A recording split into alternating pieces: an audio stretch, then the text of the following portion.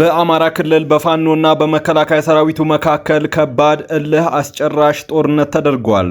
የፋኖ አመራሮች ላይ ያነጣጠረ አደገኛ ጥቃት ተፈጽሟል። ሰበር መረጃ ከስፍራው ደርሶናል፣ በዝርዝር እናቀርበዋለን። የህወሓት አመራሮች እርስ በርስ የያዙትን ሚስጥር አፈነዱት። በትግራይ ሴቶች ማህፀን ባዕድ ነገር የከተተው ተጋልጧል። ከመቀሌ ልዩ ሰበር ዜና ደርሶናል፣ ትንታኔ ዘገባ ይዘንበታል። ከሲዳማ ክልል ሰበር ዜና ተሰምቷል፣ ተጨማሪ ዘገባ ይዘንበታል። እስከ ፍጻሜው ከኛ ጋር ከሆናችሁ ታደምጡታላችሁ። ህወሓት ለተባበሩት መንግስታት ድርጅት እጅግ አስገራሚ የተባለ ደብዳቤ ልኳል። ይህ ጥበብ ሚዲያ ነው። ጥበብ ሚዲያ በጋዜጠኞች የተመሰረተ ሚዛናዊና ተአማኒ መረጃዎችን በየዕለቱ የሚያደርሳችሁ ገለልተኛ የሚዲያ ተቋም ነው። ለቤቱ አዲስ የሆናችሁ ሰብስክራይብ በማድረግ የደወል ምልክቷን በማብራት የቤቱ አባል ትሆኑ ዘንድ በታላቅ ትህትና እንጠይቃለን። በዛሬው ቆይታችን እነዚህንና ሌሎችንም ሀገር አቀፍ መረጃዎችን በዝርዝር ወደ እናንተ እናቀርባለን። እንዲሁም ለዕለታዊ እንቅስቃሴ ይረዳችሁ ዘንድ የዕለቱን የውጭ ሀገር ገንዘቦችን ዕለታዊ የምንዛሬ ዋጋ አሰምተናችሁ ወደ ዝርዝር ዘገባዎቹ እናልፋለን። ዛሬ በኢትዮጵያ ንግድ ባንክ አንዱ የሳውዲ ሪያል 37 ብር ከ3 ሳንቲም ተገዝቶ 38 ብር ከ1 ሳንቲም ይሸጣል። የተባበሩት አረብ ኤምሬት ድርሃም 38 ብር ከ1 ሳንቲም ተገዝቶ 38 ብር ከ9 ሳንቲም ይሸጣል። የቻይና ዩዋን 19 ብር ከ3 ሳንቲም ተገዝቶ 19 ብር ከ7 ሳንቲም ይሸጣል። የኩዌት ዲናር 449 ብር ከ9 ሳንቲም ተገዝቶ 458 ብር ከ9 ሳንቲም ይሸጣል። የስዊዝ ፍራንክ 172 ብር ከ3 ሳንቲም ተገዝቶ 175 ብር ከ8 ሳንቲም ይሸጣል። የአውሮፓ ዩሮ 164 ብር ከ1 ሳንቲም ተገዝቶ 167 ብር ከ4 ሳንቲም ይሸጣል። ፓውንድ ስተርሊንግ 184 ብር ከ8 ሳንቲም ተገዝቶ 188 ብር ከ5 ሳንቲም ይሸጣል። የአሜሪካ ዶላር 140 ብር ከ1 ሳንቲም ተገዝቶ 142 ብር ከ9 ሳንቲም ይሸጣል። ኢትዮጵያ ዓለም አቀፉ ማህበረሰብ ስደተኞችን ለመርዳት ትብብር እንዲያጠናክር ጥሪ ያቀረበችም።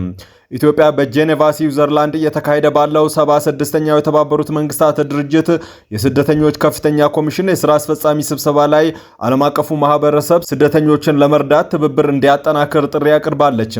በስብሰባው ላይ ኢትዮጵያን በመወከል የስደተኞችና ከስደት ተመላሾች አገልግሎት ዋና ዳይሬክተር ወይዘሮ ጠይባ ሐሰን እየተሳተፉ ይገኛሉ። ዋና ዳይሬክተሯ በዚህ ወቅት ኢትዮጵያ ከ1.1 ሚሊዮን በላይ ስደተኞችን በማስተናገድ ላይ እንደምትገኝ የገለጹ ሲሆን ይህንን ተከትሎ እየገጠማት የሚገኘውን ፈተና ለኮሚቴው አስረድተዋል።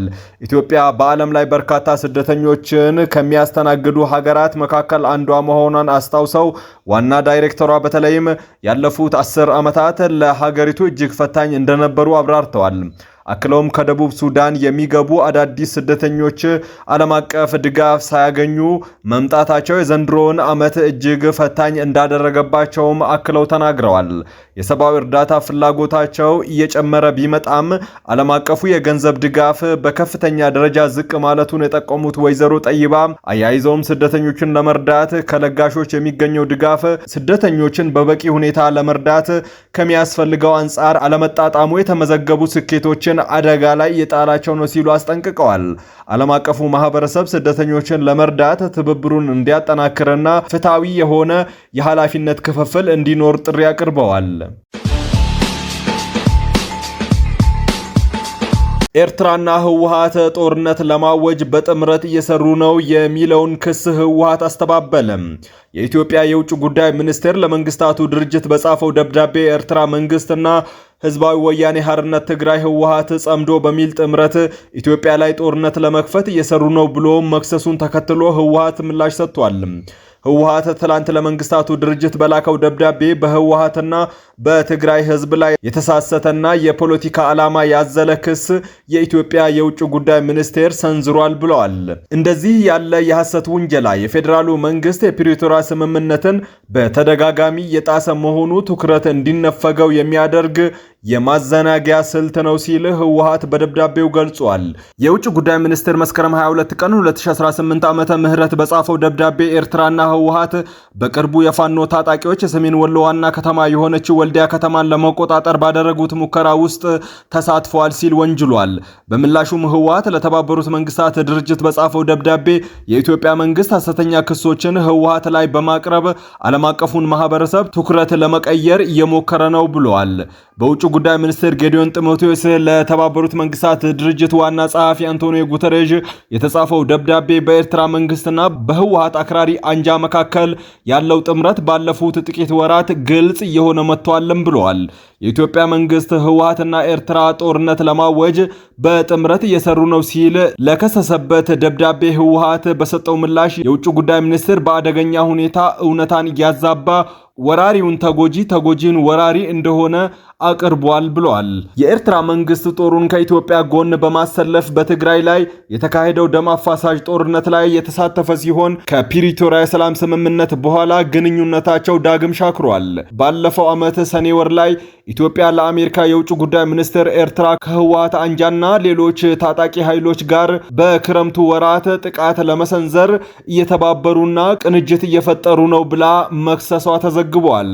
ይህንን ተከትሎም ኤርትራ በሰኔ ወር አጋማሽ ላይ የኢትዮጵያ መንግስት ለጦርነት አጀንዳ ድጋፍ ለማሰባሰብ የከፈተውን የዲፕሎማሲ ዘመቻ አጠናክሯል ስትል መክሰሷ ይታወሳል። በሐምሌ ወር ደግሞ በተባበሩት መንግስታት ድርጅት የኢትዮጵያ ተወካይ አምባሳደር ጸጋብ ክበበው የኤርትራ ጦር አባላት በኢትዮጵያ ድንበር ያሉ አካባቢዎችን ተቆጣጥረው እንደሚገኙና የከፉ ጥሰቶችን መፈጸም መቀጠላቸውን ሪፖርቶች እየወጡ እንደሆነ ለመንግስታቱ ድርጅት ገልጸዋል።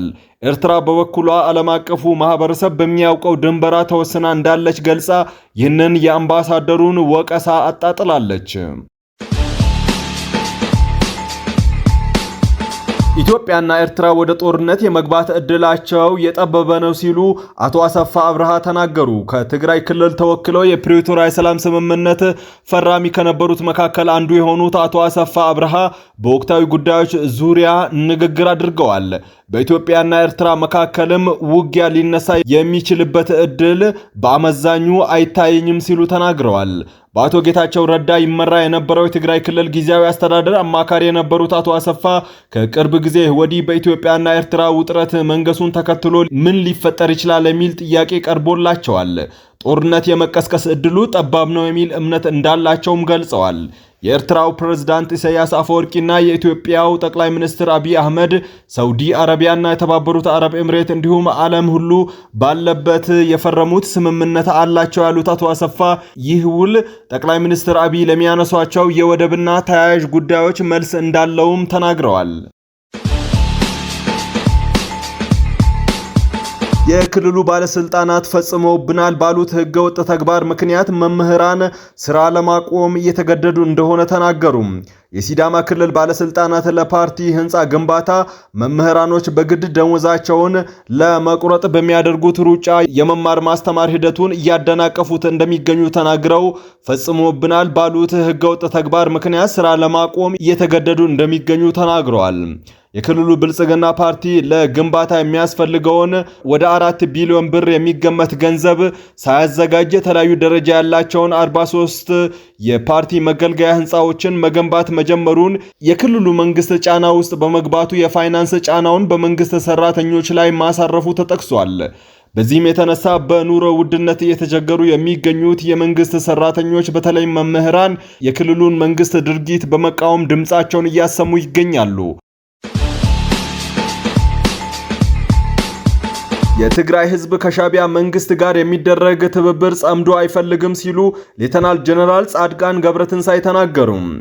የትግራይ የሚገኘው የህወሓት አመራሮች ከሻቢያ ከኢሳያስ መንግስት ጋር ሽርክና በመፍጠር ጦርነት ለመቀስቀስ እየሰሩ እንደሚገኙ የቀድሞ የትግራይ ክልል ጊዜያዊ አስተዳደር አመራር ሌተናል ጀነራል ጻድቃን ገብረትንሳኤ ተናግረዋል። ይህንን የተናገሩት ከኤንቢሲ ኢትዮጵያ ከተባለ ቴሌቪዥን ጋር ባደረጉት ቃለ ምልልስ ነው። ሌተናል ጀነራል ጻድቃን የህወሓት ሰዎች ከኢሳያስ መንግስት ጋር በመተባበር ጦርነት ለመቀስቀስ እየሰሩ ያሉት ወንጀሎቻቸውን ለመሸፈን ነው ብለዋል። የወንጀል ስራዎችና ወደ ጦርነት የተገባ ውሳኔ ተጠያቂነት ሊኖርበት ይገባል ብለዋል። ሌተናል ጀነራሉ እጅግ በጣም ብዙ የጠፉ የተሰረቁ የተዘረፉ ንብረቶች፣ ወርቅ፣ መሬትና ገንዘብ እንዳለ ጠቁመው በዚህ ወንጀል ተግባር ውስጥ በግልጽ የሚታወቁ ትላልቅ አመራሮች እንዳሉበት ገልጸዋል። እነዚህ አካላት የወንጀል ስራዎችንና የፖለቲካ ስልጣንን ፍላጎታቸው አንድ ላይ እንዳቀላቀሉ የገለጹ ሲሆን ይህንን ለመከላከል ወይም ከሰሯቸው ወንጀሎች ራሳቸውን ነፃ ለማድረግ አንዱ መንገድ ጦርነት መፍጠር እንደሆነ እንደሚያምኑ አመላክተዋል። ለዚህም ነው ከኢሳያስ መንግስት ጋር በመተባበር ጸምዶ ብለው እየሰሩ እንደሚገኙ የገለጹትም። የትግራይ ህዝብ እያንዳንዱ የሚያደርጉትን እንቅስቃሴ ያውቆባቸዋል ያሉት ሌተናል ጀነራሉ የትግራይ ጄኖሳይድ ኮሚሽን ባወጣው ሪፖርት በትግራይ ጦርነት ወቅት ከ75 በመቶ በላይ የግፍና ወንጀል ስራዎችን የሰራው የኤርትራ ሰራዊት እንደሆነ መመላከቱን ተናግረዋል። በጊዜው የኤርትራ ሰራዊት ሰዎችን እንደገደለ፣ ሴቶችን እንደደፈረ፣ ሴቶች ማህፀን ውስጥ ባዕድ ነገር እንደጨመረ ተናግረዋል።